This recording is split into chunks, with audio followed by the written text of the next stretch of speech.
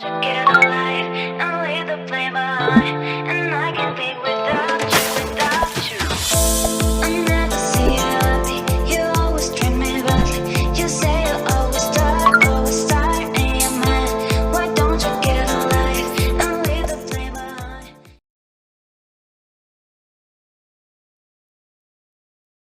Assalamualaikum warahmatullahi wabarakatuh. Waalaikumsalam warahmatullahi. Salam sejahtera untuk kita semuanya. Om Swastiastu, Namo Buddhaya, salam kebajikan. Bertemu lagi dengan saya Pramudia Herlambang di OMG, obrolan malam Jumat yang pada malam hari ini edisi ke-77. Webinar kali ini disponsori oleh Everyday Laundry, Coklat 5 Kostel, sabun cuci pakaian Cap Kodok, dan didukung sepenuhnya oleh Prams Management. Susunan sesi pada webinar kali ini adalah pembukaan, tadi sudah saya lakukan. Yang kedua adalah presentasi oleh narasumber minimal 45 menit, boleh lebih coach. Jika ada pertanyaan, Bapak Ibu boleh menuliskan di kolom chat. Menariknya untuk webinar ini, bagi penanya dengan pertanyaan yang paling baik dan paling menarik akan saya undi untuk mendapatkan saldo OVO atau GoPay senilai Rp20.000 untuk 2 orang pemenang. Yang ketiga adalah Q&A atau tanya jawab. Yang keempat adalah Zoom UMKM Expo. Jadi Coach Ali Mahdi dan Bapak Ibu semuanya yang baru bergabung di webinar kali ini, maksud dan tujuan Zoom UMKM Expo, jadi Bapak Ibu boleh mempromosikan bisnis dan usahanya langsung berbicara di depan kamera maksimal 3 menit. Ini ada unsur edukasinya Bapak Ibu agar Bapak Ibu berani berbicara di depan kamera. Yang kelima adalah foto bersama. Yang keenam adalah closing statement dan pengumuman pemenang. Dan diakhiri dengan penutup. Materi pada webinar kali ini sangat-sangat menarik. Banyak yang penasaran dengan materi kita pada malam hari ini adalah penerapan teknik pembuatan SOP untuk bisnis yang akan disampaikan oleh Coach Ali Mahdi, CPHCM. Beliau adalah Master SOP Indonesia. Tanpa berpanjang kata lagi, kita sambut narasumber terfavorit di Indonesia, Coach Ali Mahdi. Silakan, Coach. Ya. Langsung saja. Terima kasih. Terima kasih Bang Pram ya. Ya. Baik, terima kasih. Assalamualaikum warahmatullahi wabarakatuh. Selamat malam, salam sejahtera untuk kita semuanya. Ibu sekalian, rekan-rekan, terutama wabil khusus ini dari manajemen penyelenggara ya, Bang Pramudia Herlambang, luar biasa malam hari ini, dan teman-teman semuanya, materi malam hari ini tentang SOP ya. Ya. Sebenarnya kalau bahas tentang SOP itu panjang. Makanya nanti mungkin dikasih waktu ya, Coach Pram ya, untuk tanya jawab. Ya, karena waktunya 40 menit kan nggak bisa saya jelaskan semuanya. Karena kalau kita bicara tentang SOP atau tentang proses, itu banyak sudut pandangnya atau dari sisi mananya itu banyak sekali gitu ya. Makanya supaya nanti lebih pas, tentu nanti ada interaksi ya, interaksi. Makanya baiknya teman-teman yang bisa on cam aja supaya nanti lebih asik untuk bisa dialog ya. Gitu. On cam aja, nggak usah malu-malu Bapak Ibu. Nggak usah malu-malu. Baik, Bismillahirrahmanirrahim. Gini, sebelum masuk ke dalam bagaimana sih membuat SOP, apa itu SOP ya? Nah itu. Tentu ya itu penting. Apa sih itu SOP dan kenapa harus SOP? Ya, begitu kan? Itu lebih penting karena kadang kita ingin sesuatu tapi tidak mengerti tentang, tidak memahami tentang maksud dan tujuan atau motivasinya apa. Itu nanti justru ilmu ini nggak akan berguna ya. Ya gitu. Maka begini. Kesuksesan pengusaha atau kesuksesan seseorang atau dilihat dari suksesnya bisnis atau usaha dibanding dengan waktu yang kita miliki, itu bisa dibagi 4 ya. Sebelum saya menampilkan slide ya. Bapak Ibu sekalian, ayo mari kita pahami dulu tentang mindset kita bahwa kita berbisnis, terutama saya kira yang hadir di sini banyak pengusaha ya atau pebisnis. Kenapa sih kita kemarin memutuskan untuk berbisnis ya? Mungkin yang awalnya mungkin langsung memang jadi pengusaha atau entrepreneur ya, atau mungkin ada yang awalnya dimulai dari jadi karyawan, pegawai dan lain-lainnya, kemudian resign, kemudian bikin usaha sendiri dan lain-lainnya. Maka saya sampaikan bahwa ada 4 kategori orang sukses kalau dikaitkan dengan uang dan waktu. Yang pertama adalah orang itu sukses, pertama kategorinya adalah orang yang dia tidak punya uang. Nah ini saya sharekan aja ya. Ada orang yang tidak punya uang kategorinya, dan dia juga tidak punya waktu. Nah, tapi ini jarang terjadi ya. Masa ada orang nggak punya uang, nggak punya waktu ya, Bang? Ini kategori apa ini? Mungkin pekerja sosial kan ya. Ini misalnya. Kategori A ini, ya. Kategori A ini orang tidak punya uang, tidak punya waktu. Nah, ini kan repot ini. Ini siapa? Ini kerja sosial yang ke sana kemari nggak dibayar bisa jadi ya.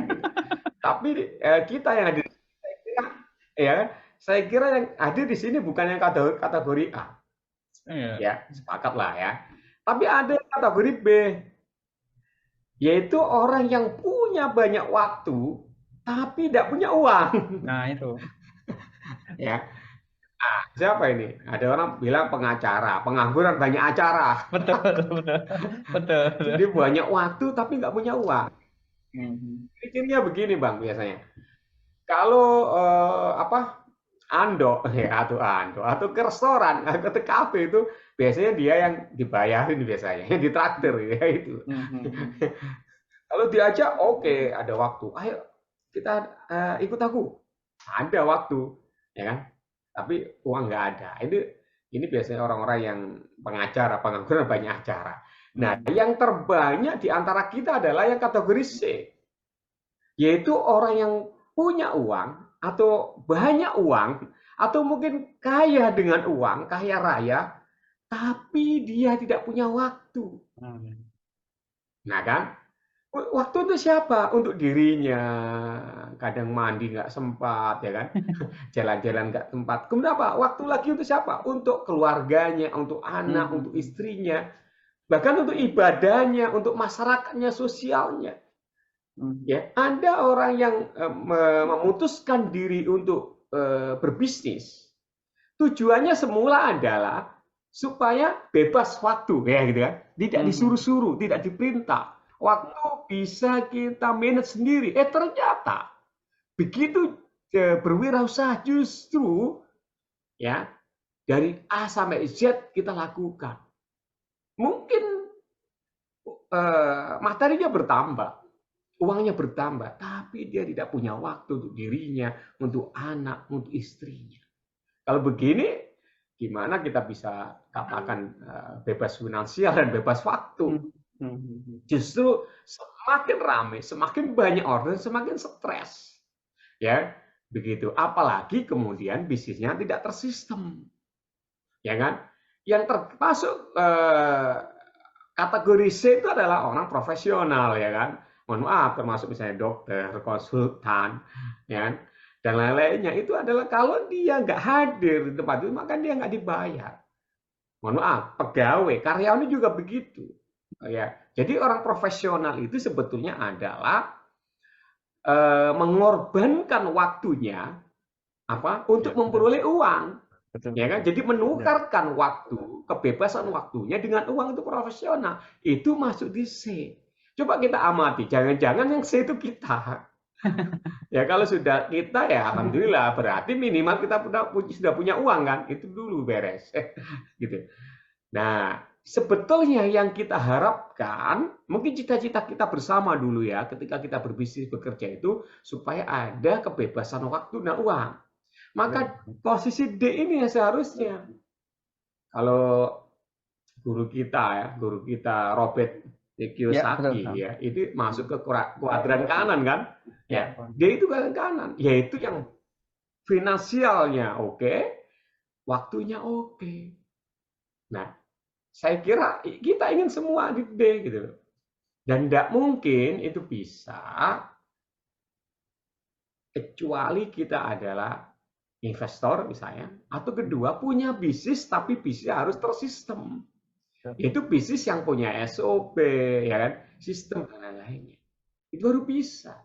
Kalau enggak ya enggak bisa, ya, gitu. Ya, oke itu pertama mungkin yang mendasari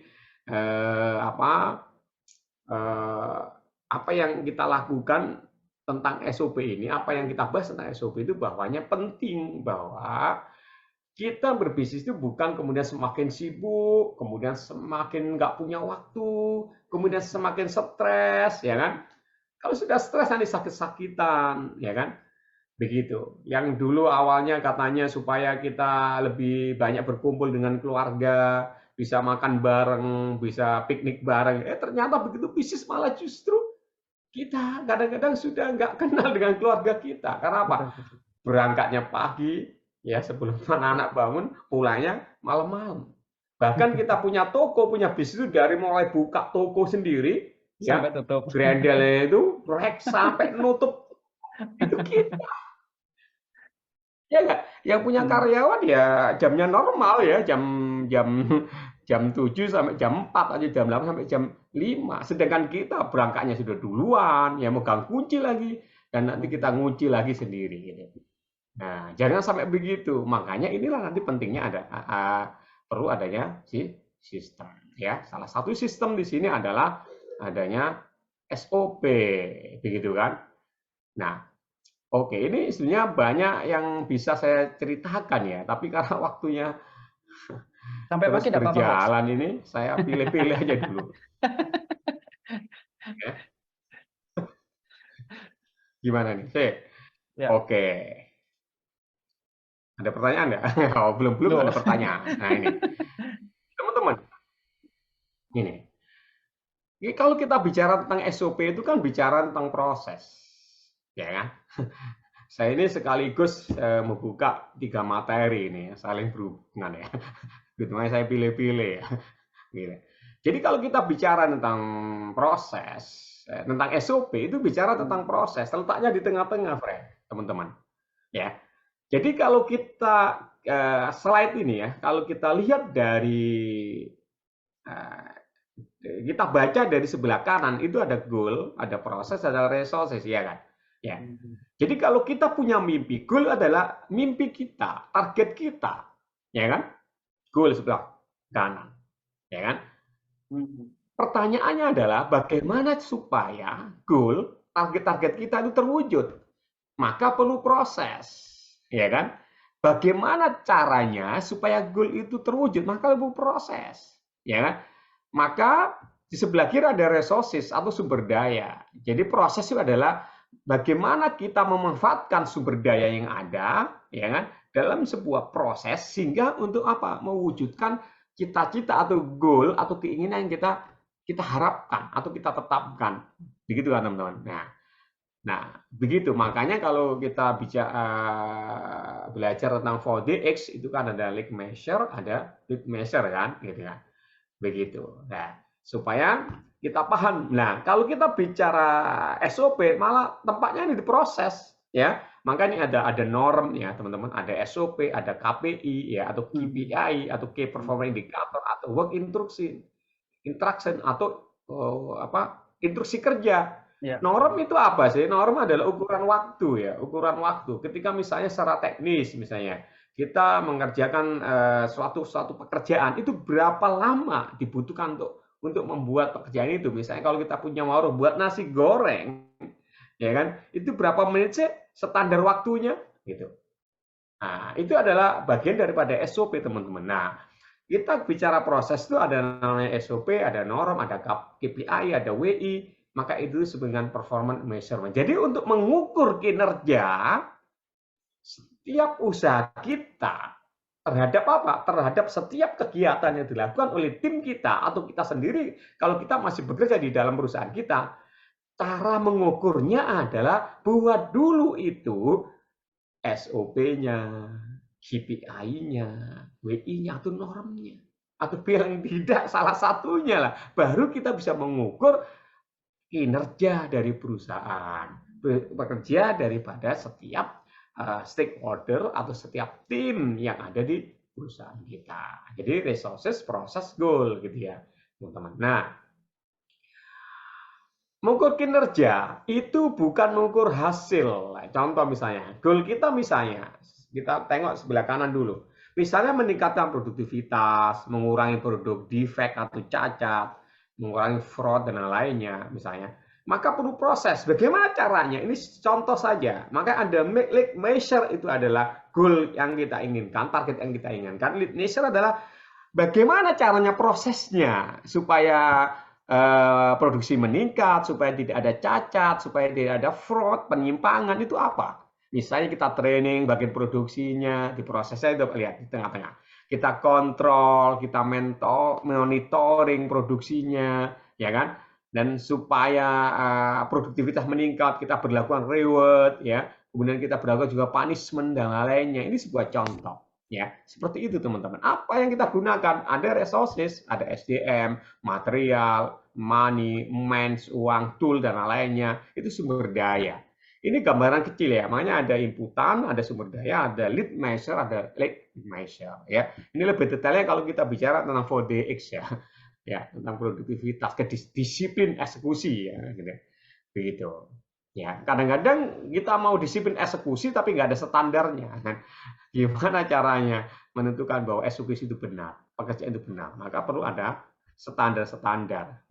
Yang saya maksud standar di sini adalah SOP nanti Bapak Ibu sekalian. Nah, bahwa bisnis itu sebuah proses itu harus bisa diukur kan, proses measurable, harus bisa diukur, dan segala sesuatu ya, yang tidak dapat diukur tidak akan bisa diperbaiki. Nah, misalnya kita mau scale up ini, scale up dari mana ke mana itu harus diukur dulu gitu kan, ya.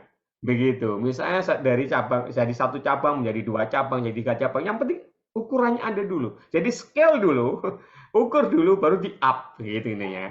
Bahwa proses yang benar itu akan memberikan hasil yang benar. Karena mengukur hasil itu, hanya mengukur hasil saja, itu tak bisa meningkatkan hasil.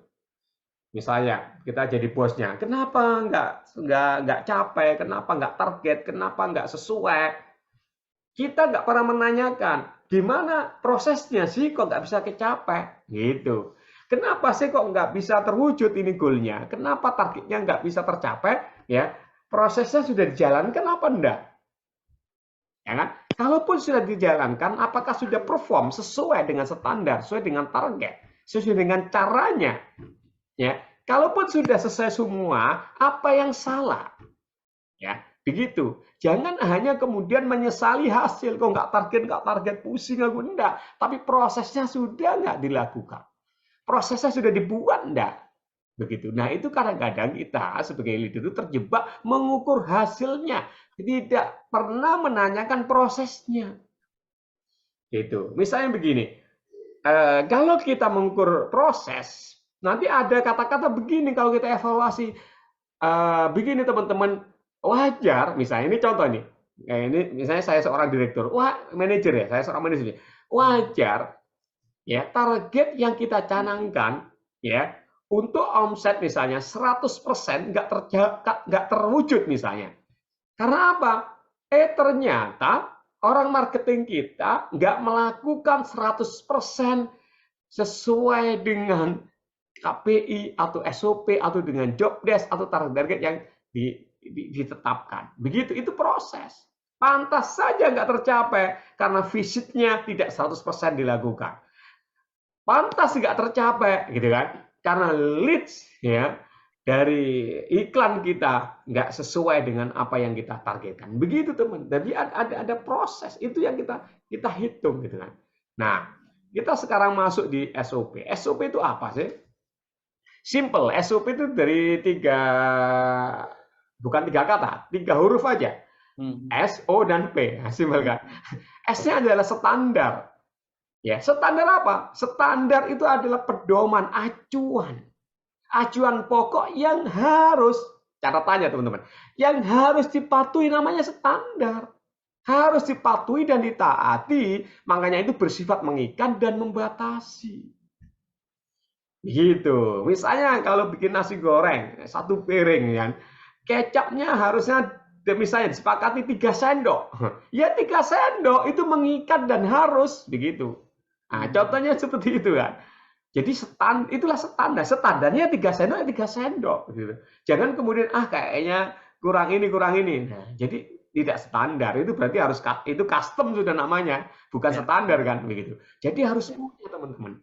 Nah, O-nya apa? O-nya operating. Jadi apa yang distandarkan? Operasinya, aktivitasnya, operasionalnya, kegiatannya dalam organisasi itu, dalam usaha kita itu apa? Yang bersifat rutin maupun non-rutin. Jadi, kalau sebuah usaha atau perusahaan, kalau ada aktivitasnya, itu pasti butuh SOP.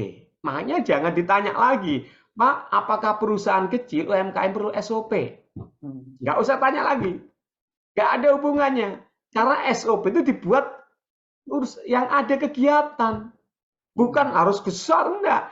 Ya, jadi standar terhadap operasi, aktivitas yang ada. Baik kecil maupun besar. Yang asal itu ada kegiatannya, ada pergerakannya, ada operasinya, pasti perlu SOP. Mulai dari melayani tamu datang, sampai tamu keluar, ya sampai order di deliver, itu perlu adanya standar teman-teman. Ya, misalnya kita punya warung, gimana SOP nerima tamu, SOP ketika ada order dibungkus, ketika ada order di tempat, ya kan? Begitu. Ya, SOP kalau bayarnya pakai cash, SOP kalau bayarnya pakai transfer, kalau pakai digital money, uang digital dan lain-lainnya, gimana? Itu harus ada. Nah, kemudian P-nya apa? Prosedur, yaitu langkah-langkah atau tahapan dalam aktivitas kerja. Itu bisa berupa audio, gambar, video, deskripsi lainnya, dan lain-lainnya ya. Bahkan SOP sekarang sudah ada bentuk video dan lainnya. Digambarkan secara bertahap langkah-langkahnya. Tidak boleh dibolak-balik gitu teman-teman ya. Nanti ada ini ya, ada materinya ya. Gampang ya. Nah, makanya kalau disederhanakan, SOP adalah standar atau acuan pokok mengenai langkah-langkah atau tahapan yang berhubungan dengan operasional perusahaan atau aktivitas kerja sebuah usaha di dalam perusahaannya. Gitu. Misalnya, job description sama SOP berbeda, teman-teman. Misalnya, kalau di kantor kita ada front office, job desk daripada front office itu apa? Misalnya menerima tamu, ya kan? Menerima telepon, mungkin menerima order misalnya, itu job desk. SOP-nya apa? SOP-nya adalah cara menerima telepon, cara menerima order, begitu. Karena orang menerima telepon, menerima order itu kadang-kadang salah. Caranya salah, bahkan menerima teleponnya beda-beda, ada yang halo, ya. Saya Ali Mahdi dari Master SOP, apa yang bisa saya bantu? Ada yang mungkin disebut namanya dulu, ya. Halo, selamat malam, saya Ali Mahdi dari Master SOP Indonesia, bisa saya bantu? Ya. Atau mungkin nggak pakai standar, begitu kering, halo, ini siapa ya? Nah, ini kantor ini, siapa ya? Kan lucu kan? Menerima telepon aja harus ada standarnya teman-teman, begitu kan? Nah, itu tentang SOP. Nah, gitu. Terus apa manfaat standar operating procedure atau SOP itu? Pertama, sebagai standarisasi cara kerja. Begitu. Ya, jadi kalau di standar kerja itu penyelesaian tugasnya enak. Oh, ternyata ada contohnya, ada standarnya, ada pedomannya, gitu kan? Terus apa lagi? Mengurangi tingkat kesalahan. Ya, karena sudah ada panduan kan, otomatis untuk mengurangi tingkat kesalahan. Yang ketiga adalah meningkatkan efisiensi dan efektivitas, ya tentu karena sudah ada panduannya, ya kan, terus mengurangi kesalahan itu pasti lebih efektif ya, dan lebih efisien, dan produktivitas akan meningkat. Karena begini teman-teman, di dalam slide ini bahwa setiap aktivitas, setiap pekerjaan itu akan banyak alternatif, ya, banyak alternatif cara, ya, alternatif pertama, dua, tiga, dan empat. Makanya perusahaan, karena banyak alternatif, apalagi banyak karyawan, banyak tim, itu kan beda-beda orangnya. Menteri menyambut tamu aja bisa beda-beda kalau nggak ada SOP-nya kan, banyak alternatif. Maka perusahaan harus menentukan satu saja ya alternatif yang terbaik. Kemudian kita tetapkan, kita tulis, kemudian kita sosialisasikan, kita kemudian laksanakan. Itulah yang saya sebut dengan SOP. Jadi best practice-nya. Jadi jangan sampai setiap orang berbeda-beda. Kemarin nyambut tamu orang pertama dengan senyum ramah, yang kedua nggak ada senyumnya, yang ketiga nggak ada salamnya, beda-beda nanti kan.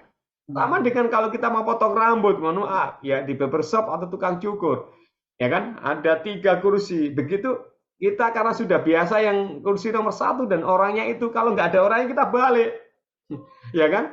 Wah nggak ada orang itu nggak asik. Nah ini ini adalah ciri-ciri bahwa itu nggak ada SOP-nya. Jadi kita pilih-pilih, harusnya 3 kursi itu dengan 3 petugas harusnya sama dong standarnya, enggak? Betul nggak? Gitu kok beda-beda.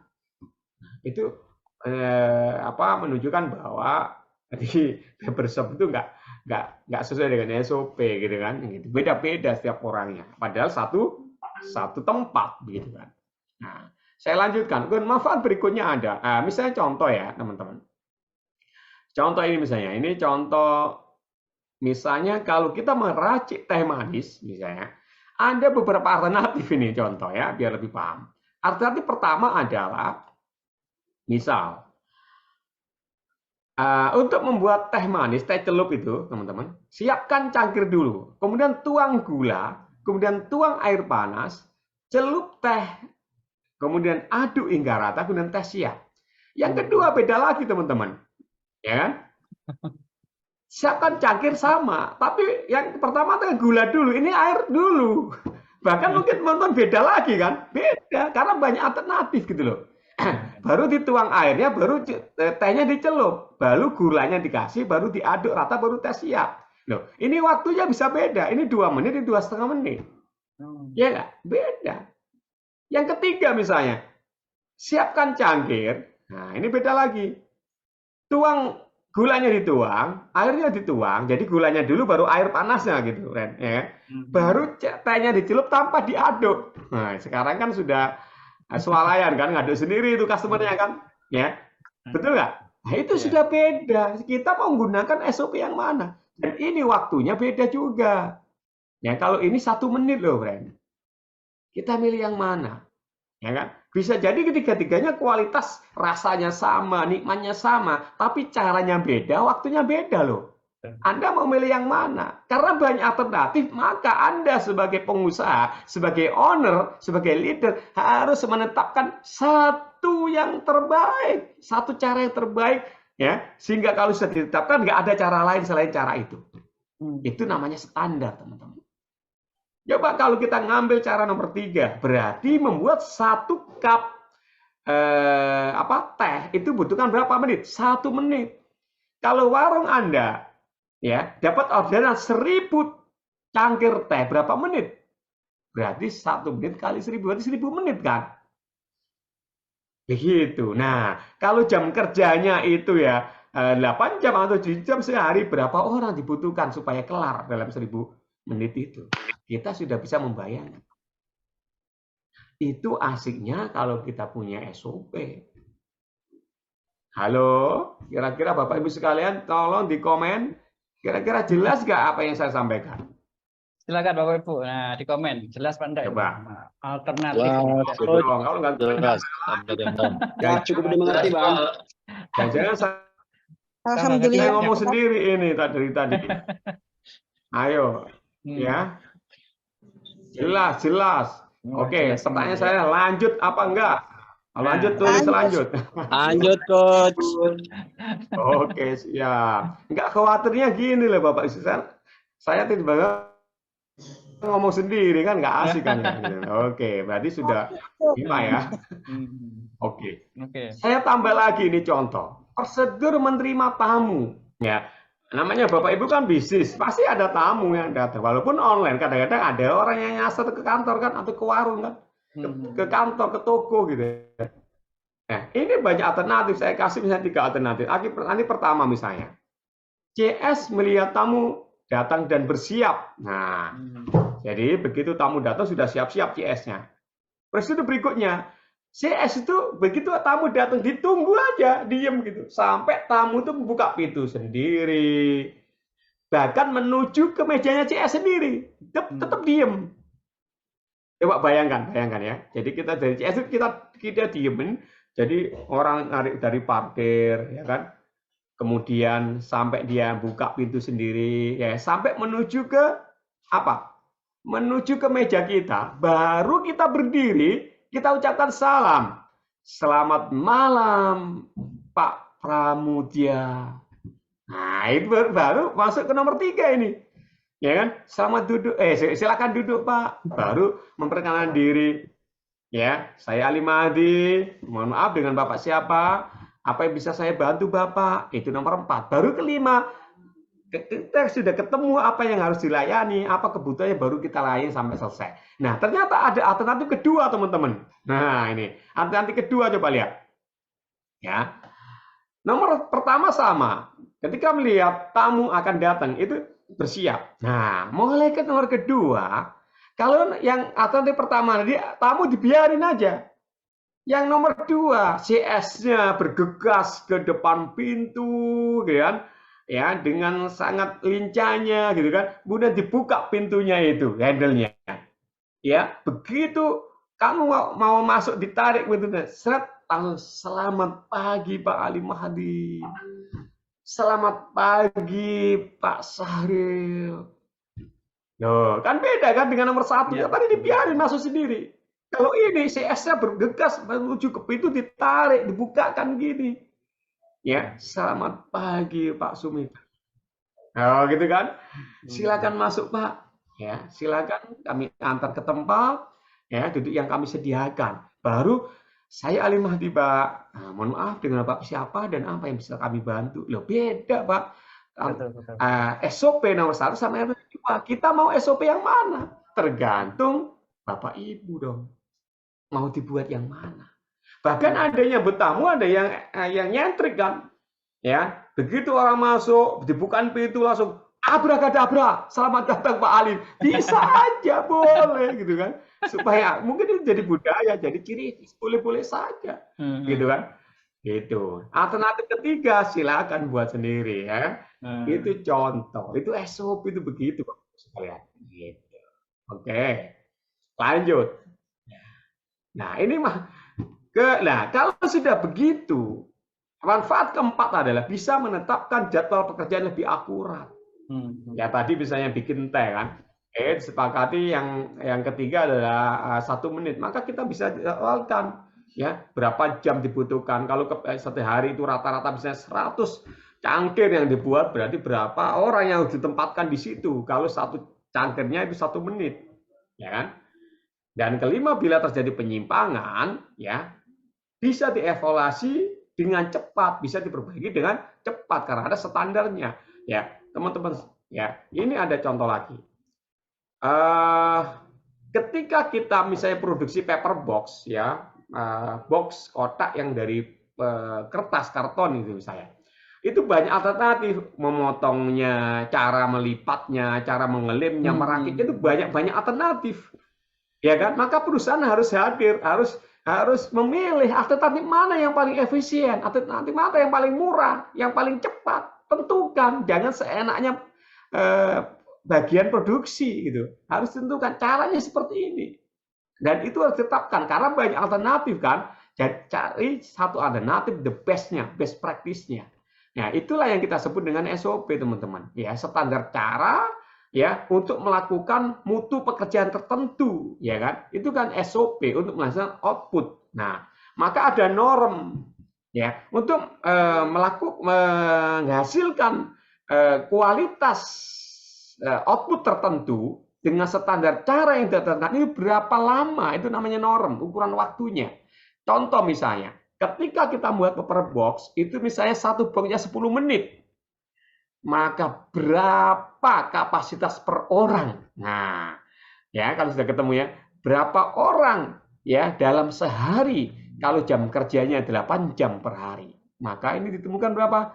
88 pieces per orang, teman-teman. Ya kan? Gitu. Kemudian jika target produksi bisa 5.000 unit dengan normnya 10 menit masing-masing piecesnya, maka berapa hari itu bisa diselesaikan? Begitu. Kalau hanya satu orang, maka diperlukan 3,5 bulan. Kalau kita punya 10 orang, maka 10 hari tanpa lembur. Loh, kan bisa dihitung. Betul nggak? Bahkan kalau gaji karyawan satu karyawan 3 juta, ya kita hitung 24 hari dalam satu bulan, maka kita bisa tahu ongkosnya tenaga kerja per pieces kota itu ada 2.600 per unit. Nah, 2.600 per unit ini masuk menjadi komponen harga pokok produksi dari unsur biaya tenaga kerja langsung. Betul apa betul Bapak Ibu sekalian? Betul, betul.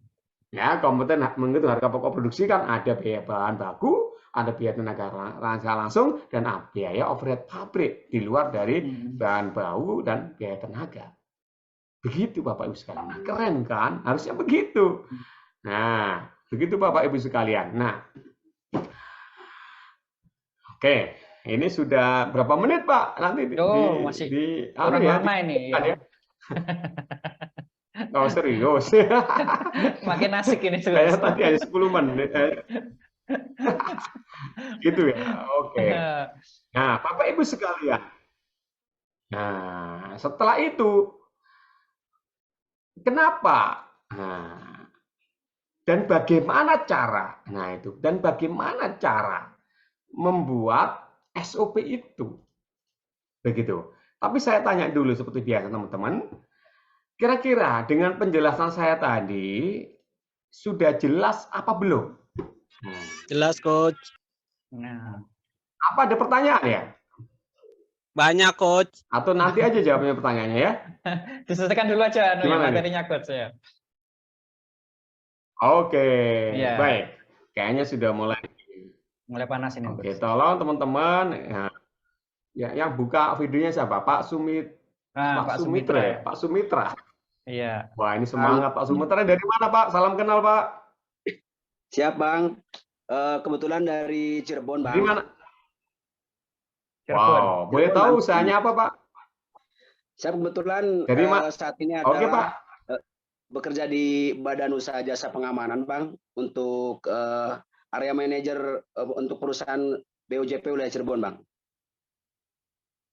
Nah, itu pengamanan kan? Nah, itu harus SOP-nya harus benar-benar ketat ya kalau pengamanan kan? Gitu. Siap, Bang. Kan berkaitan dengan security ya. Nah, gitu. Nah, ini penting sekali itu. Ya. Nah, jadi begitu Bapak Ibu sekalian. Nah, sekarang saya lanjut materi berikutnya ya. Nah, ini ada yang bertanya begini biasanya, Pak. Apa sih bedanya usaha yang sudah ada SOP atau usaha yang sudah tersistem dengan usaha konvensional apa? Ya, pertama adalah dari segi produk. Ya, kalau yang konvensional itu biasanya produknya nggak standar. Misalnya, mohon maaf, yang usahanya kuliner misalnya warung atau toko, ya kan? Kadang-kadang misalnya kita bikin bakso, karena nggak standar, kadang rasanya beda-beda ya nggak? Kadang-kadang pas, ya kadang-kadang nggak asinan, kadang-kadang kemanisan gitu, atau ukurannya. Ya, bakso harusnya bulat, kadang-kadang agak lonjong-lonjong, ada yang kotak-kotak. Nah ini kan nggak standar. Itu kalau nggak ada standarnya, begitu, asal bikin gitu kan, gitu. Ya kadang-kadang pedes, kadang enggak, ya kan? Beda-beda, ukurannya kadang beda, kematangannya juga berbeda karena nggak punya standar. Jadi usaha yang sudah tersistem, yang ada SOP itu seharusnya produknya adalah terjamin kualitasnya sesuai dengan apa yang dijanjikan. Begitu. Sama dengan di Popa Besin ya, itu kalau memang janjinya harus ada senyum ya disenyumin gitu. Jangan sampai kemudian Janjinya ada senyum, tapi begitu mengisi loh nggak ada senyum lagi, gitu kan? Harus itu bisa dikomplain tuh. Kalau karyawannya nggak ada senyum, ya karena SOP-nya mewajibkan senyum karyawannya kepada customer. Ketika kita temuin nggak senyum, itu harus kita komplain itu, ya gitu. Ya seperti itu teman-teman. Itu standar produk. Terus dari apa lagi? Selain produk, harga. Harga itu kadang-kadang berubah-ubah gitu. Ya kita punya toko kelontong, misalnya toko kecil-kecilan, kadang-kadang bingung. Ini kemarin harga berapa ya? Orang ujuk-ujuk ya. Tiba-tiba datang ke toko kita. Pak, ada penggaris nggak? Ada. Ini berapa harganya, Bang? Waduh, berapa ya kemarin harganya? Nah, bingung. Coba kita mohon maaf, kalau masuk di toko modern yang sudah tersistem, semua labelnya sudah ada, ya nggak? Bahkan satu jenis produk itu mereknya macam-macam, itu beda, harganya juga macam-macam, tertera gitu. Kalau kita kadang-kadang ownernya, bahkan penjual sendiri bingung, kita ditanya, ini harganya berapa, yang pasta gigi yang seperti ini? Berapa ya? Tak lihat dulu bonnya, notanya, ya kan? Catatan dulu. Keburu orang kabur, teman-teman. Betul nggak? Begitu. Ya, itu keburu kabur gitu loh. Nah, itu karena apa? Nggak ada standarisasi, begitu kan? Nah, itu masalahnya teman-teman. Nah, kemudian apa lagi yang sering kemudian terjadi ya? Ketika apa ya?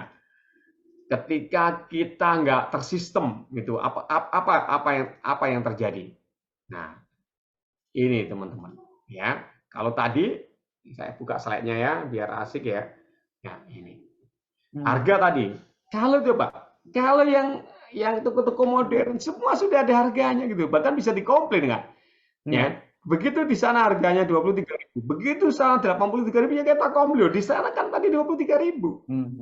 Lah masalahnya kalau kadang-kadang warung kita sendiri, toko kita sendiri, kadang ini kan malah kita lupa. Berapa ini ya, Bang? Malah tanya yang beli. Kemarin belinya berapa? Loh kan lucu. Iya. Ya, malah dikomplain sama orang. Kemarin anak saya beli di sini 5.000. Sekarang aku beli 7.000, dikomplain nanti. Nah, ini akan nggak balik lagi. Kenapa kita kalah dengan toko-toko modern? Ya, karena persaingan itu memang sudah fitro ya menurut saya. Sudah memang begitu bisnis. Tapi yang membedakan adalah layanan. Termasuk adalah bagaimana konsistensi membuat harga. Ya, dengan adanya label harga ini pun mengurangi proses interaksi. Jadi apa? Menghemat waktu, nggak tanya ke kasir ini yang ini berapa? 10.000. Oh ya, cari yang murah lagi, balik lagi tanya yang ini berapa, tanya lagi. Ya, begitu. Nah, yang ketiga, apa sih membedakan? Displaynya. Coba sebelah kiri sama sebelah kanan bedanya apa? Ayo. Kadang-kadang kita belanja, mohon maaf, di tetangga kita misalnya. Pak, cari gula. Waduh, gula tadi di mana letaknya? Ya, ya jelas sebelah kiri. Gulanya karungnya ditaruh di bawahnya karung beras berasnya di atasnya dikasih apa? Tabung gas. Kan bingung di mana letaknya. Kan? Gitu. Pak, ada materai nggak? Oh, ada. Bentar saya cari ya. Sampai 26 menit nggak ketemu materai yang taruh mana. Ya, karena apa? Acak kadul gitu naruhnya kan. Nggak tersistem. Displaynya nggak ada sistemnya gitu. Ya, taruh mana aja itu nggak kelihatan. Ya, barangnya bingung. Tapi yang sebelah kanan asik, ditata per kategori. Ya kan, bahkan di toko modern tuh kalau kita cari es krim sudah tahu sebelah mana kan, ya Pak. Mohon maaf kalau saya nyebut merek ya. Ada Indomaret, ada Alfamart. Kalau kita cari es krim di mana? Ya kan? Begitu kita masuk sebelah kiri nempel di dinding kaca kan. Nah, itulah es krim. Kalau nyari larutan penyegar kaki 3, pojok kiri paling pojok ya, pojok kiri paling depan sana. Kiri pojok, betul nggak? Betul. Di situ, di mana-mana itu tersistem sampai kita hafal. Ya. Gitu, ya. Oke, ini displaynya, ya kan. Kemudian apa lagi? Tempatnya nyaman, sejuk, ya kan. Bahkan kadang-kadang kalau pas siang-siang, ketika gerah panas, ya kita masuk aja ke dalam toko ini kan sejuk itu. Begitu masuk, bus sejuk, ngadem dikit baru keluar. Nyaman. Ya. Kadang-kadang niatnya hanya ngadem, ternyata Beli. terlintas ide untuk beli. Bisa jadi. Ya. Tapi kadang-kadang kita itu sudah sumuk, apa sumuk itu ya? Gerah. Panas, ya, kemudian bau, ya kan? Ya bau, terus nggak jelas baunya gitu kan? Ya, kalau ini sudah harum sejuk itu seneng orang itu kerasa gitu teman-teman. Ya, kemudian apa lagi? Pelayanan, nah, ya kan pelayanan, ya kan? Senyum. Kalau kita datang, kadang-kadang layanannya itu kurang excellent ya. Datang sudah 5 menit, nggak ditanya apa-apa. Apalagi disenyumin. Bayangkan kita mondar-mandir di toko orang ini tuh, bukan tuh sendiri, nggak disapa, nggak ditawarin, nggak disenyumin, ya apa yang terjadi? Ya keluar aja kita cari toko lain, betul nggak? Begitu teman-teman ya.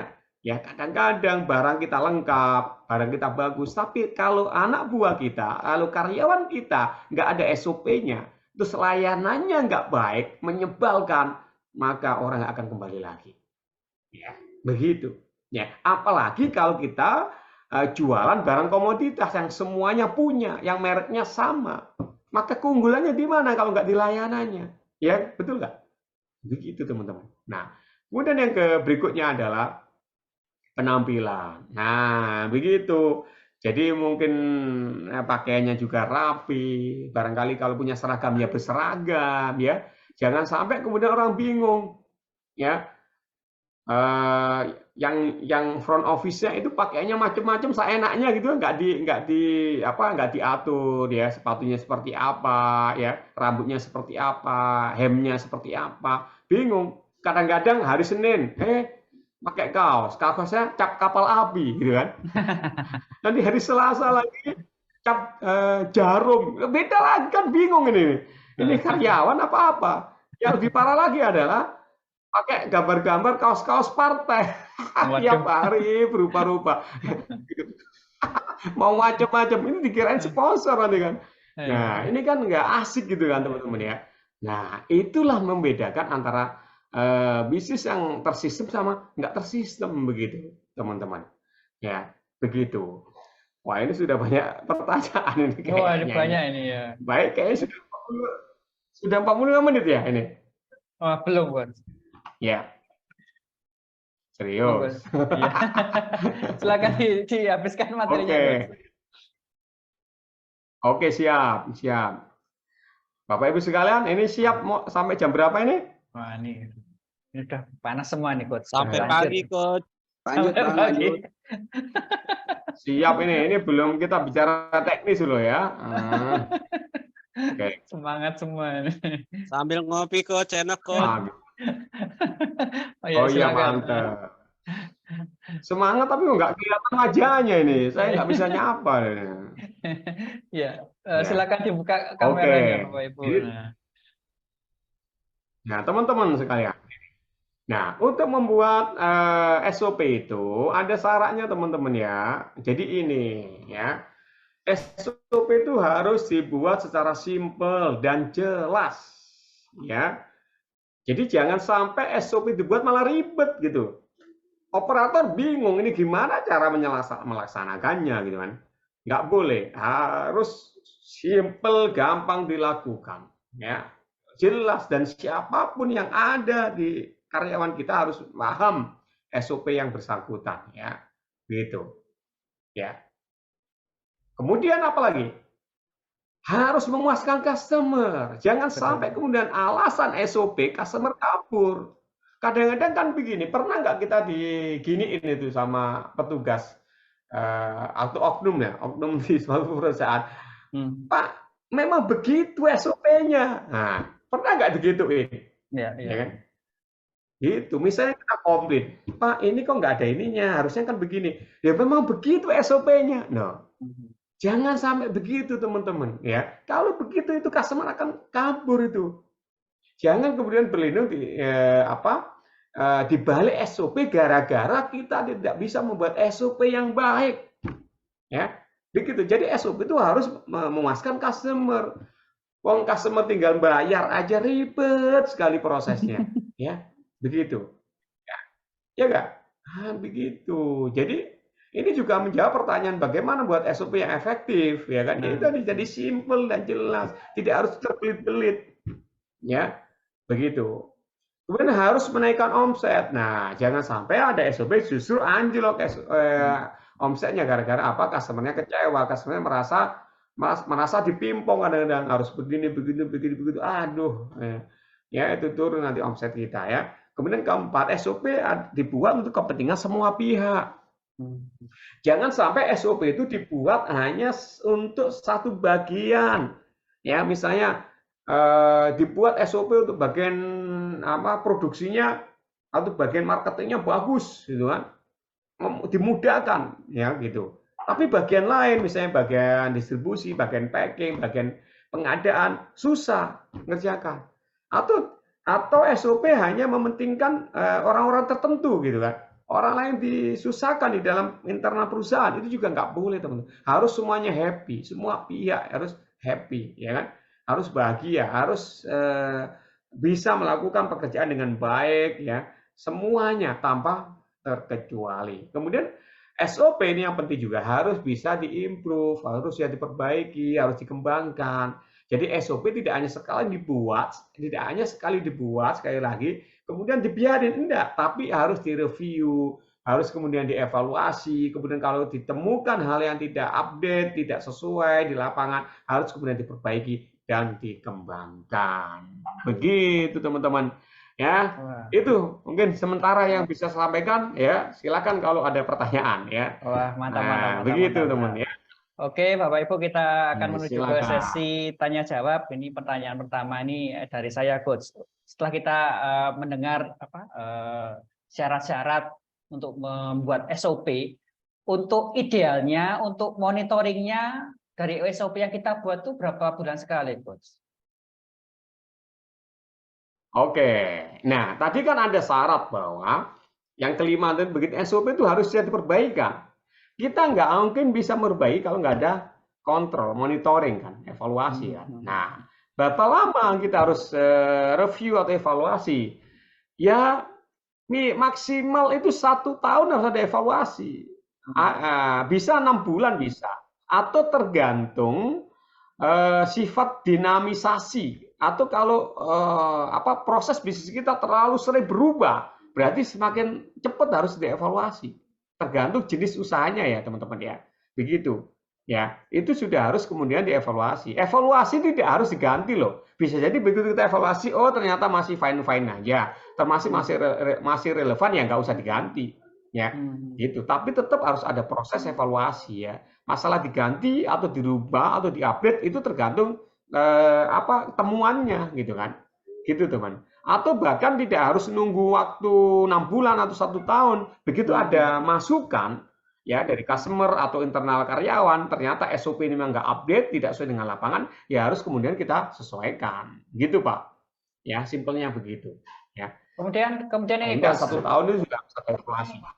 Yes. Ya, kemudian kalau SOP sudah kita buat, sudah baik, apakah ini bisa kita tingkatkan kelas bisnis kita untuk membuka cabang baru atau dilanjutkan ke franchise? Apakah bisa, Bos? Oh ya, yes. Jadi begini, SOP itu adalah fungsinya secara umum adalah untuk menjamin bahwa operasional perusahaan itu terhandle dengan baik. Ya, siapapun pelaksana, ya, siapapun yang menghandle sebuah pekerjaan itu, ya, tidak tergantung harus siapa, tapi siapapun yang menghandle itu, ya, dipastikan akan menjamin kualitas layanannya atau pekerjaannya sesuai dengan yang kita harapkan. Kalau ada SOP. Nah, kalau kemudian operasional itu sudah beres, ya kan? Misalnya siapapun yang bertugas itu harus sama kan layanannya. Maka itulah ciri kemudian perusahaan itu bisa kita duplikasi. Ya, duplikasi apa? Membuka cabang, kita franchise-kan, ya kan? Gitu. Maka syarat bahwa kita bisa franchise atau menduplikasi atau membuat cabang itu adalah perusahaan atau usaha yang pertama ini sudah lengkap sistem SOP-nya dan dipastikan atau sudah dipraktekkan bahwa itu berjalan dengan baik, baru kita duplikasi namanya, di copy paste, ya kan? Bahwa itu benar aman bisa dilakukan walaupun nggak ada kita sebagai leader, ya kan? Karena kalau cabang itu kan nggak harus kita di sana. Maka pastikan bahwa tim kita itu bisa melakukan semua operasional A sampai Z dengan sistem yang kita punya, dengan SOP yang sudah kita buat. Kalau itu sudah kita buat, baru kita mikir buka cabang, baru kita mikir franchise atau kemitraan dan lain-lainnya.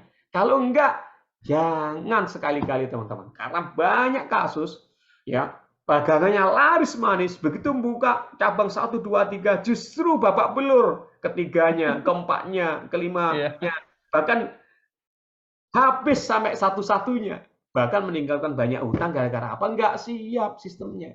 Gara-gara apa?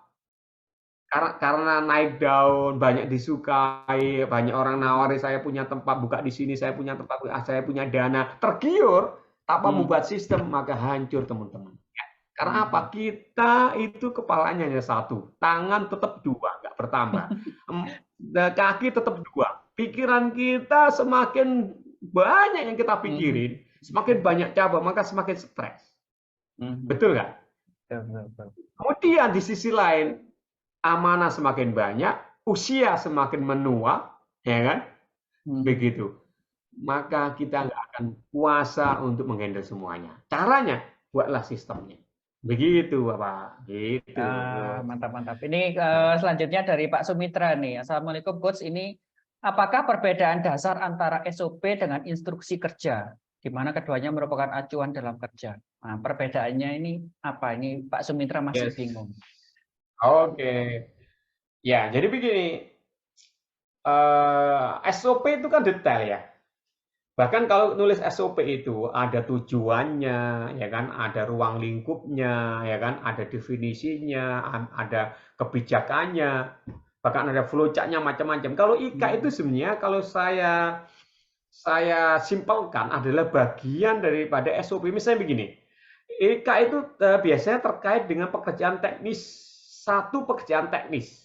Ya, misalnya begini, di dalam SOP, saya kasih contoh ya. Pak siapa tadi? Pak Sumitra. Pak Sumitra, Pak Sumitra. Kalau di Bali itu Sumitra. Oke, Pak Sumitra di Cirebon. Siap, Bang. Saya kasih contoh. Kita ada misalnya buat SOP pengajuan cuti, ya kan?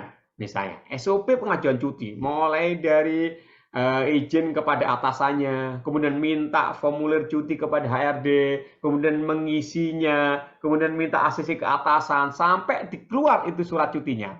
Itu SOP. Nah, ada satu bagian di dalam proses itu yang perlu IK, misalnya. Untuk mengisi formulir itu tidak semua bisa. Maka bisa jadi kita lengkapi dengan instruksi kerja, cara mengisi formulir.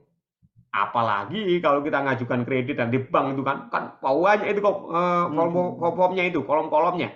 Kadang-kadang untuk itu sendiri perlu panduan untuk ngisi itu.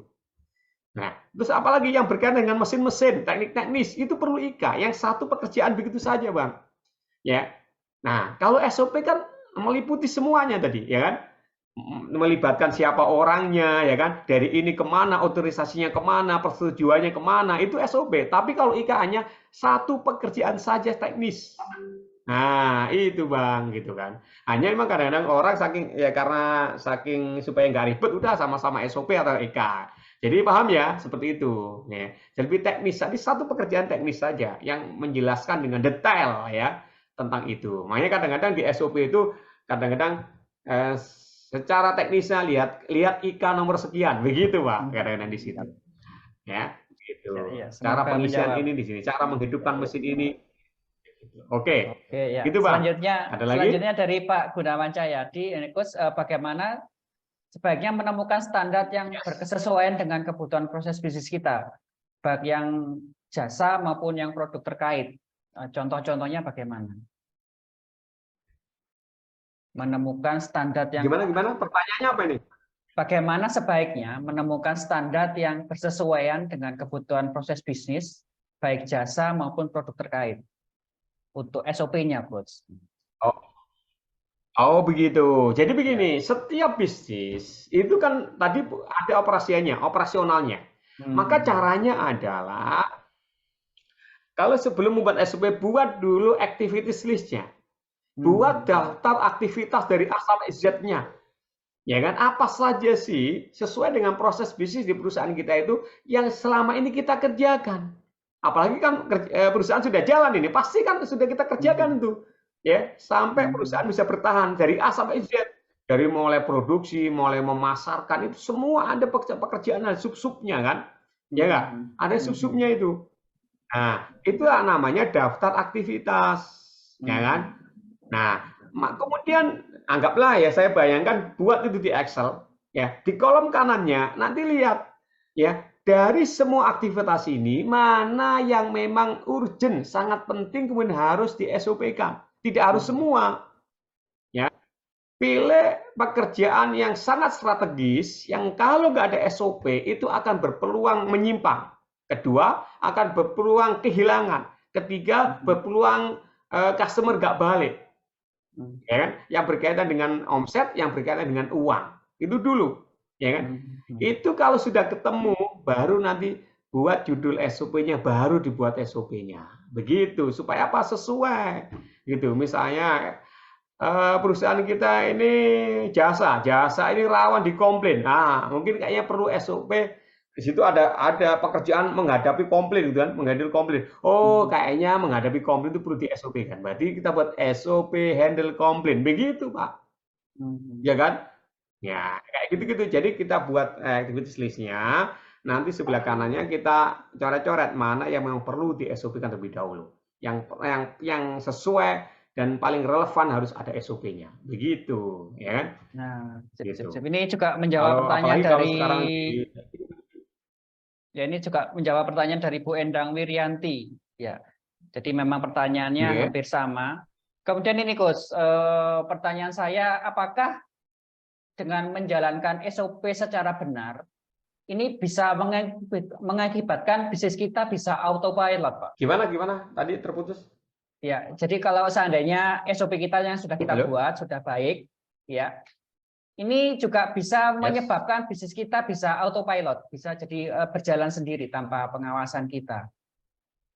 Oh ya. Ya. Oke. Sebelum saya jawab tentang autopilot, jadi begini. SOP itu kalau sudah kita tetapkan, kan harus dilaksanakan. Kalau sudah ditetapkan, kalau nggak dilaksanakan, ya percuma bikin SOP dong. Betul nggak? Begitu. Nah, hanya pertanyaannya, kenapa SOP nggak dilaksanakan? Pertama, karena SOP-nya nggak benar, tidak sesuai, tidak relevan. Atau kedua, SDM-nya nggak paham tentang SOP, nggak bisa melakukan. Atau ketiga, SOP-nya ada, SDM-nya ada, dan sudah paham, tapi ketiga nggak ada kontrolnya. Nah, ini nggak usah dikerjain deh, nggak diawasi. Nah, jadi harus tiga. Kadang-kadang SOP yang baik, kalau SDM-nya nggak baik, nggak jalan. SOP baik, SDM-nya baik, SOP-nya nggak baik, habis juga ini perusahaan. Ya. Atau SOP sudah baik, sistem SDM-nya sudah baik, tapi nggak ada kontrol, nggak ada follow up, nggak ada evaluasi. Ini kebobolan juga. Nah, maka pastikan tiga hal ini beres.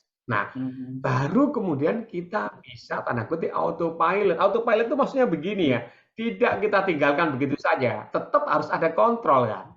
Tapi kontrolnya tidak harus face to face, tidak harus datang tiap hari, kan bisa pakai teknologi, ya kan, bisa pakai online macam-macam, ada laporan-laporan gitu kan. Begitu supaya kita bisa baca progresnya, ya kinerjanya.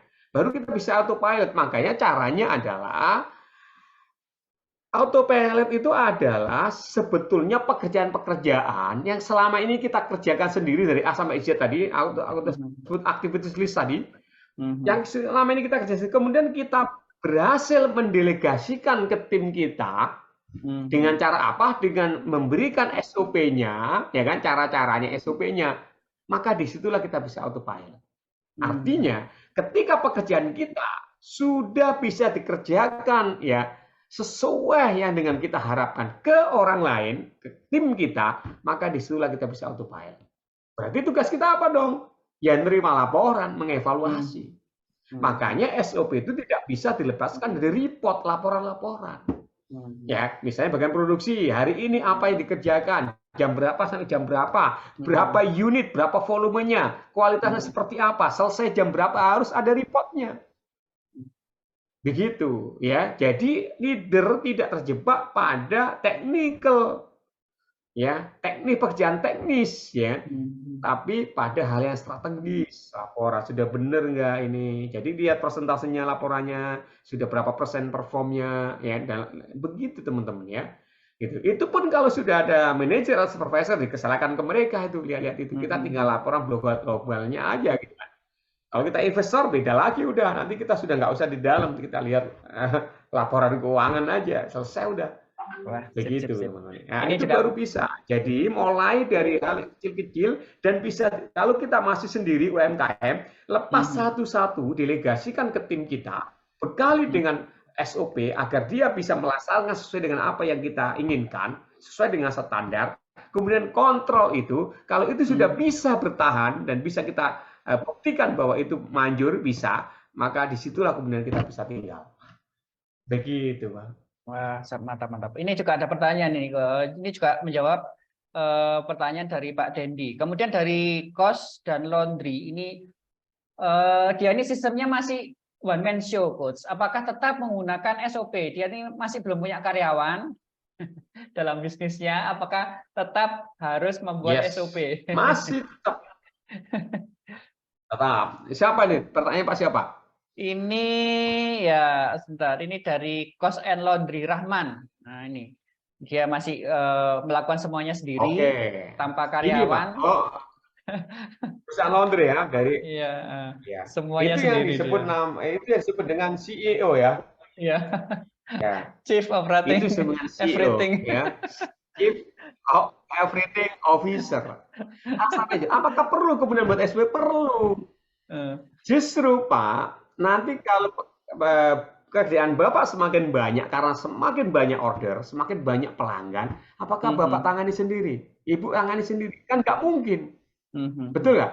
Berarti dari sekarang sudah mikir, aku nggak mau dong pekerjaan sendiri dari A sampai Z. Bener nggak, Bu?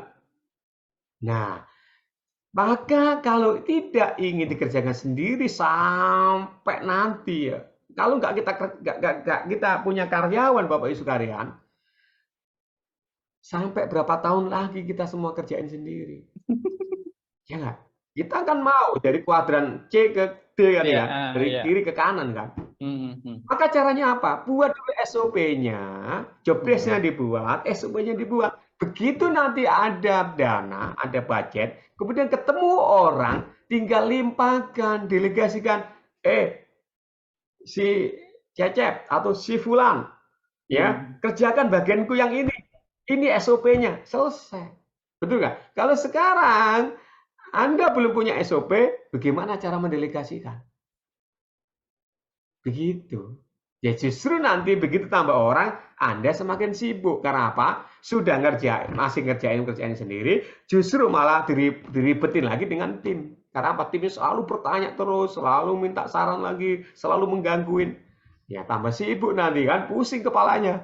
Ya, maka buatkan SOP-nya. Ini caranya kerja kamu, silakan. Tak training misalnya sebulan, 2 bulan, 3 bulan, ya kan? Caranya begini, kamu harus bisa. Nanti tinggal kontrol, lepas satu-satu. Maka buat sekarang untuk mempersiapkan nanti kalau sudah ibu atau bapak punya tim.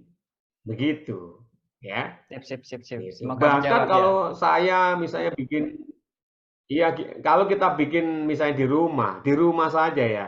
Kalau kita bikin nasi goreng, atau telur ceplok aja, kita punya standar ya, garamnya berapa sendok. Itu yang disebut SOP loh, betul nggak? Iya, betul. Ya kan? Udah kebiasaan, itu SOP sebetulnya. Berapa sendok, ini berapa kecapnya, itu SOP gitu kan. Jadi kadang-kadang kalau nggak begitu kita lupa, ya kan? Jadi perlu ya nanti apalagi untuk supaya perusahaan kita besar untuk bisa mendelegasikan dan lainnya perlu SOP perlu. Sehingga nanti tinggal mendelegasikan ini caranya, ini SOP-nya sudah ada. Ya, kerjakan seperti ini. Begitu, Ren. Oke, semoga menjawab. Ini selanjutnya dari Bu Lulu Saidia.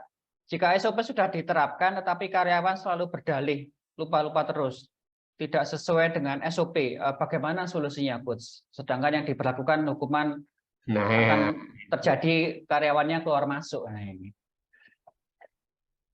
Nah itu biasanya berkaitan dengan budaya atau value. Ya, budaya kerja selama ini seperti apa? Kalau SOP itu dibuat untuk kepentingan bersama, bahkan untuk kepentingan karyawan itu sendiri agar lebih mudah, ya kan? Lebih enak kontrolnya, evaluasinya, bahkan untuk mengurangi kesalahan lebih efektif, ya. Maka tidak ada alasan sebetulnya. Maka sebetulnya kalau memang perusahaan sudah menyepakati adanya SOP, SOP itu sudah dibuat dengan baik syaratnya, kemudian ditetapkan, maka harus ada konsekuensi kalau orang tidak menjalankan SOP. Begitu. Karena kalau nggak menjalankan SOP, pasti ada yang dirugikan. Siapa yang dirugikan? Ya pemilik bisnisnya. Betul nggak? Misalnya bagian produksi, nggak pernah ngelaporin produksinya. Apakah Bapak Ibu bisa mengevaluasi? Berapa sih sebenarnya habis bahan? Berapa sih sebenarnya tenaga kerja yang sudah dikeluarkan? Berapa sih sebenarnya volume yang kan nggak bisa kalau nggak punya laporan. Ya, ada laporannya tapi kualitasnya nggak terkontrol karena kita nggak bisa mengontrol prosesnya. Ya, kita repot lagi. Jadi harus diterapkan dengan baik. Ya, orang nggak mau melaksanakan SOP itu bisa jadi juga karena SOP yang kita buat nggak tepat. Jadi karyawan merasa, ini kok begini, kok nggak sesuai. Nah, diajak ngomong. Atau bisa kita evaluasi, kita bisa update SOP-nya. Apakah SOP-nya nggak tepat? Atau memang karyawannya yang bandel. Ya, karyawannya nggak mau. SOP-nya sudah bagus, sudah keren. Ternyata tim kita yang attitude-nya nggak baik. Bisa ngerti, paham, tapi nggak mau melaksanakan SOP itu. Alasan ribet, harus nulis-nulis, harus laporan. Berarti ini masalah mental, masalah attitude, teman-teman. Makanya masukkan value, masukkan nilai-nilai perusahaan Anda di dalam otak mereka, install ke dalam mindset mereka, visinya, ya, misinya. Gitu. Jadi bekerja tidak asal bekerja, tapi ada sesuatu yang kita perjuangkan bersama untuk kepentingan perusahaan dan kepentingan karyawan juga perusahaan. Begitu. Jadi tidak hanya sekedar transaksional kita itu bekerja, tapi ada sesuatu yang kita perjuangkan bersama-sama. Begitu, ada nilai-nilai yang kita perjuangkan, ada nilai ibadah, nilai kebanggaan, ada nilai nilai perjuangan dan lainnya harus kita berikan di sana, Bapak Ibu sekalian. Begitu ya kira-kira. Jadi ini juga menjawab pertanyaan dari Pak Dendi nih, cara mengontrol atau monitoring SOP tadi Coach Ali Mahdi sudah menjelaskan secara lengkap dan juga bisa memasukkan value atau budaya kerja di tempat usaha Bapak Ibu di dalam SOP. Apakah ada pertanyaan lagi, Bapak Ibu? Ini pertanyaan habis. Mas Pram, maaf Mas Pram, ada pertanyaan pertama saya yang kelihatannya itu terlewatkan ya Mas Pram. Iya, langsung aja Pak. Coba langsung ditanyakan aja. Silakan Pak Gunawan Jayadi. Sebelumnya yang pertama Pak mau tanya bedanya SOP dengan sistem itu Pak, standar pelayanan minimal Pak. Ini Pak Gunawan Jayadi nih, Coach. Iya. Terus bagaimana kalau kita hidup ya Pak, hidup pribadi kita nggak punya SOP dalam kehidupan, baik waktu mulai menginjak dewasa maupun lansia muda sampai lansia tua Pak. Terima kasih Pak. Bisa menangkap? Agak putus-putus ya. Iya, ya, mungkin Pak Gunawan bisa diulangi pertanyaannya. Ini juga Coach yang pertama itu Coach Pak Mas Pram, beda antara SOP dengan sistem pelayanan minimal suatu perusahaan.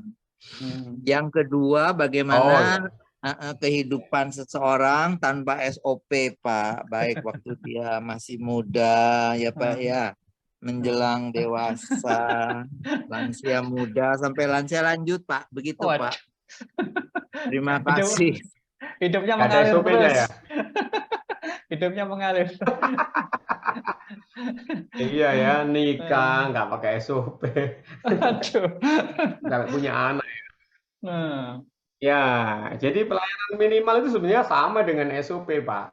Hanya kalau PMI itu berbasis customer ya. Tapi kalau SOP kan tidak hanya yang berhubungan dengan customer saja. Apalagi customer kan ada dua, customer internal, maksudnya tim dari perusahaan, customer eksternal atau pelanggan kita, ya kan? Atau supplier dan lainnya juga customer juga, gitu. Ya, jadi SOP keseluruhan, tidak hanya kepada customer ya, keseluruhan proses bisnis ya, begitu. Nah, jadi itu ya sama aja sebetulnya, hanya lebih sering kita lebih modern kan SOP-nya ya, artinya kita lebih kompleks dan ruang lingkupnya juga lebih banyak ya, begitu ya. Berkaitan dengan SOP ini ya, tadi SOP kehidupan, SOP itu Pak. Lah itu. Bapak, sebetulnya kita itu dari kecil sudah ada SOP. Bahkan kita baru lahir aja, itu bayi, kita masih bayi, ada sudah menjaga SOP. Coba perhatikan anak-anak kita dulu. Ya, begitu bayi lahir, begitu haus, apa SOP-nya, Pak? Nangis. Ya. Kayal-kayal. Apa kayal-kayal? Apa ya? Menendang-nendang. Kayal-kayal itu apa ya? Menendang-nendangkan kaki. Itu SOP supaya apa? Mencari perhatian ibunya, betul nggak? Betul. Oh, anak saya lapar. Oh, anak saya haus. Anak saya sakit. Betul nggak? SOP itu. Bahkan ketika kita mulai sekolah, masih sudah balita, sudah SD dan lain, sudah banyak SOP-nya. Nanti kata ibu kita, kalau main ya jam 4 sudah pulang ya nak. Nah, itu SOP dah. Kalau keluar atau masuk rumah harus baca salam ya, itu SOP nggak? SOP semua. Ya, ketika mau maghrib ditutup ya jendelanya ya. Nah, itu SOP nggak Bapak Ibu sekalian? Ya, nanti masukkan sandalnya ya, tutup pintu gerbangnya, SOP. Hanya nggak kita tulis.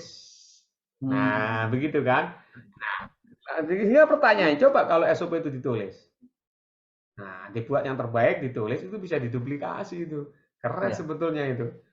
Nah, gitu. Itu intermezzo aja, mungkin tambah. Pertanyaan juga kayaknya intermezzo juga itu. Tambah. Ini pertanyaan terakhir, kita Coach. ini sudah akrab dengan SOP. Ya. Kita ini sudah akrab dengan SOP. Hanya pertanyaannya, justru ketika kita punya bisnis, lebih serius ini, ya, taruhannya rugi, buntung, apa untung, justru malah nggak punya SOP. Gitu pertanyaannya. Maka nggak ada kata lain, mulai sekarang, mulai memikirkan SOP. Begitu. Ini pertanyaan terakhir, Coach, dari Coach and Laundry. Jika kita punya beberapa usaha, mungkin SOP dasar yang harus dijalankan. Apa syarat utama harus memiliki tim? SOP dasar? Ya. Ya. Jadi nggak punya tim aja, harus melaksanakan SOP loh. Misalnya kalau misalnya perusahaan apa ini?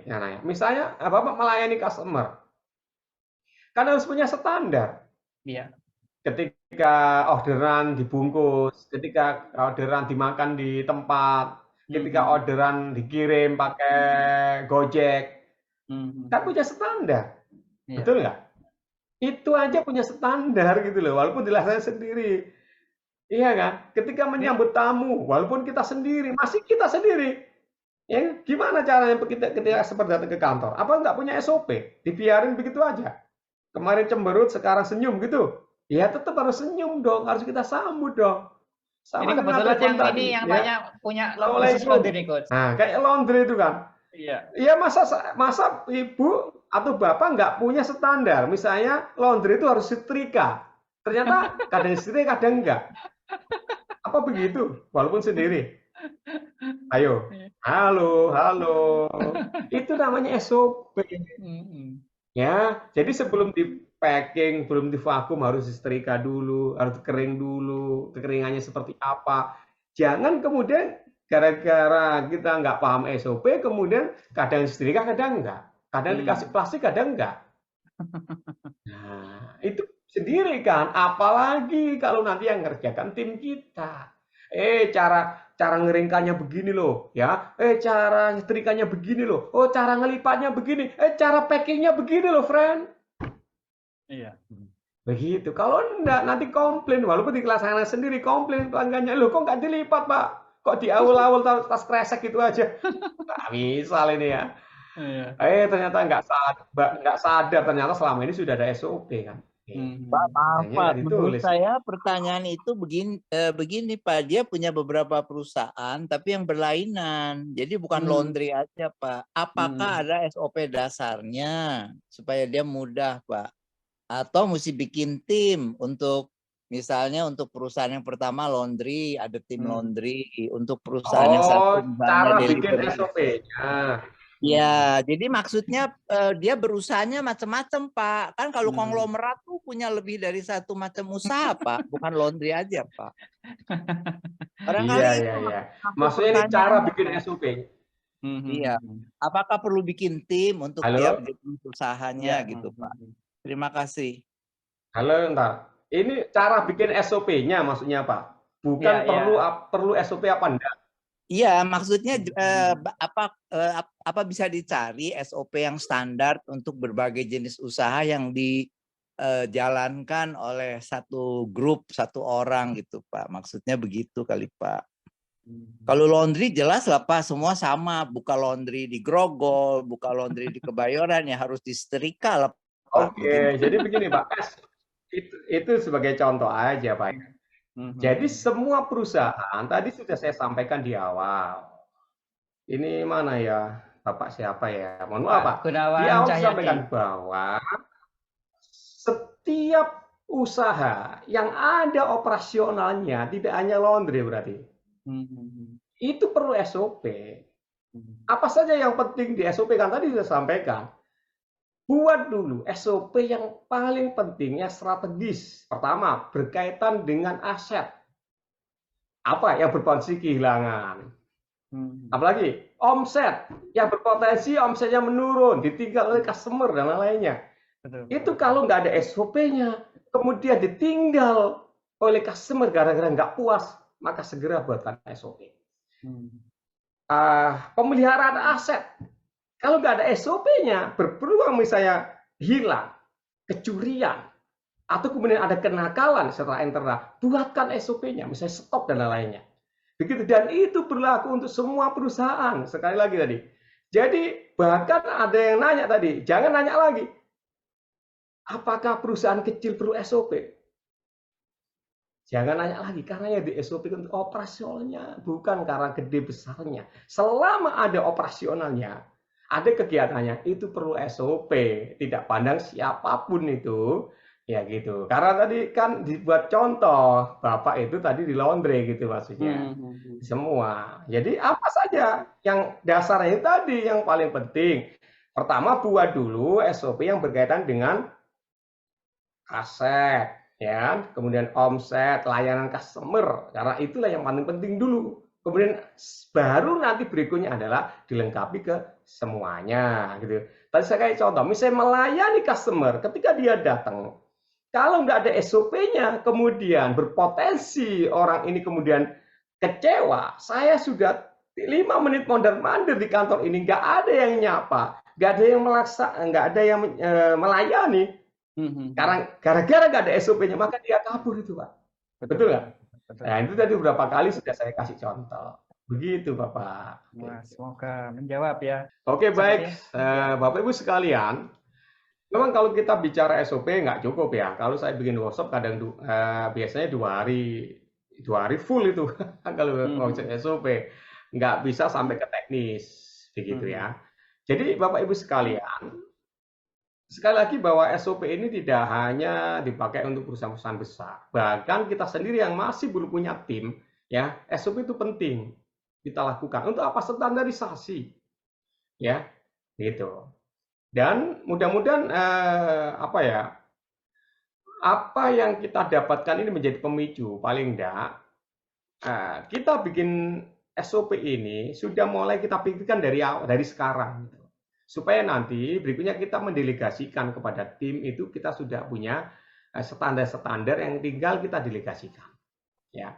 Kedua, saya analogikan begini, kita itu kan sering ke apotek ya, beli obat, betul nggak? Obat itu sudah ada aturan pakainya ya, dosisnya, manfaatnya dan lainnya itu ada. Kita ngerti itu, obat itu untuk apa, cara minumnya dan lainnya, kita ngerti. Misalnya sakit batuk, kita beli obat batuk. Tapi kemudian, begitu kita sudah beli, obat batuk itu nggak kita minum. Kira-kira ngefek nggak? Sama dengan kita belajar. Ya, kita pahami, kita mengerti, tapi nggak kita laksanakan, maka kita akan jalan di tempat. Nah, itu saja Coach. Ya. Dan bonus ke teman-teman, ya, nanti saya kasih 3 e-book, salah satunya materi, ya kan. Kemudian ada How to Systemize Your Business, kemudian ada e-book tentang mindset business owner dalam satu link nanti silakan nanti saya kasih di mana ya? Saya kasih Pak Pramudi atau di grup nggak apa-apa, di grup aja nah. Nanti ada kodenya, ada kode diskonnya agar nggak berbayar. Ya, soalnya biasanya saya jual free, jadi ini bonus untuk Bapak Ibu sekalian. Mudah-mudahan ini bermanfaat. Mantap. Ya, mohon maaf atas segala kekurangan. Mungkin tutur kata saya, bahasa saya selalu vulgar. Mohon maaf ya. Dan salam sukses untuk semuanya. Ya, assalamualaikum warahmatullahi wabarakatuh. Oke, Bapak Ibu yang menginginkan sertifikat maupun bonus-bonus dari Coach Alim Mahdi, silakan untuk masuk ke grup webinar. Linknya sudah saya cantumkan di kolom chat. Demikian Bapak Ibu webinar kali ini. Terima kasih banyak Coach Alim Mahdi atas materinya hari ini, sangat-sangat mencerahkan bagi kita semuanya. Mohon maaf jika ada salah-salah kata. Kita ketemu lagi di webinar minggu depan dengan materi-materi menarik lainnya. Mohon maaf jika ada salah-salah kata. Saya akhiri. Wassalamualaikum warahmatullahi wabarakatuh.